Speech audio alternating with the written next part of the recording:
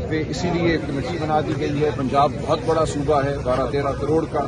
یہ جو کمیٹی بنائی گئی ہے کوآرڈینیشن کمیٹی، وہ بھی یہ کام کرے گی اور باقی صوبوں میں بھی جو ہمارے صدور ہیں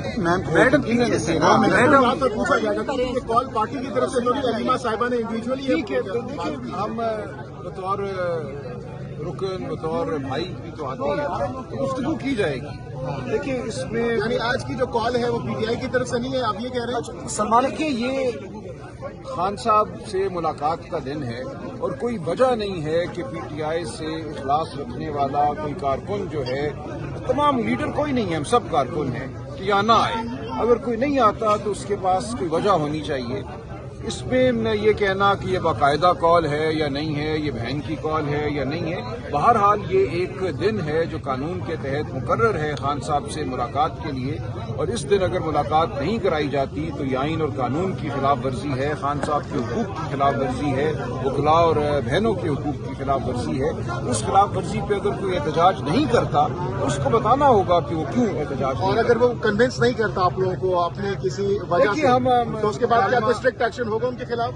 دیکھیں یہ کوئی بچے تو ہیں نہیں کہ ہم ان کو کہیں کہ اسٹیل پہ کھڑے ہو جاؤ۔ ہم بات کریں گے اور یہ بات پارٹی کے سامنے رکھیں گے۔ پارٹی کے جو کارکنان ہیں، پاکستانی قوم ہے، اس کو پتہ ہونا چاہیے کہ کون کہاں کھڑا ہے۔ سر ہم دیکھتے ہیں سلمان اکرم راجہ جیسے پروفیشنل وکیل، ایک قانون دان جس کو سیاست کی کوئی ضرورت نہیں ہے، لیکن خدمت کے طور پہ آپ کو ہم اڈیالہ جیل دیکھتے ہیں، چاہے جمعرات ہو یا منگل ہو۔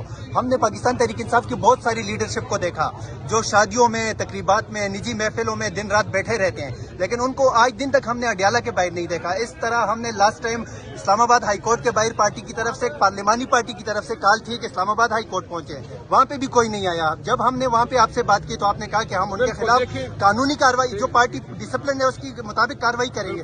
سر کیا ہو رہا ہے سب، آپ کیا دیکھیں؟ جہاں تک خان صاحب کے کیسوں کا تعلق ہے، وہ خان صاحب کا اپنا یہ حکم ہے کہ کیسوں کی پیروی پوری پارٹی کو کرنی ہے۔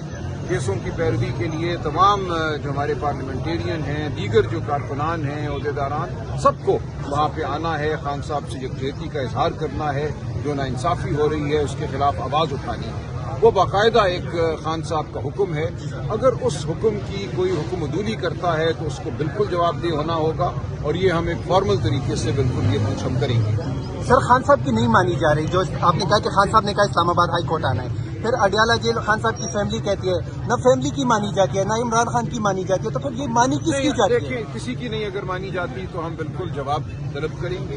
خان صاحب نے جن لوگوں کو عہدے دیے ہیں، جن لوگوں کو اختیار دیا ہے، ان کے اگر احکامات بھی نہیں مانے جاتے، وہ چکزئی صاحب ہوں، علامہ ناصر ہوں یا کوئی اور ہو، تو پھر یہ پارٹی جو ہے اس طرح تو آگے نہیں بڑھ سکتی، اور اس پارٹی نے آگے بڑھنا ہے۔ پاکستان کی تقدیر اسی پارٹی کے ہاتھ میں ہے، اور ہمارا فرض ہے کہ ہم عمران خان کے جو احکامات ہیں ان پر عمل کرائیں، اور ہم کرائیں گے۔ سر آخری سوال، سلمان اکرم راجہ علیمہ خان صاحب سے ناراض ہیں؟ نہیں، کوئی ناراض نہیں۔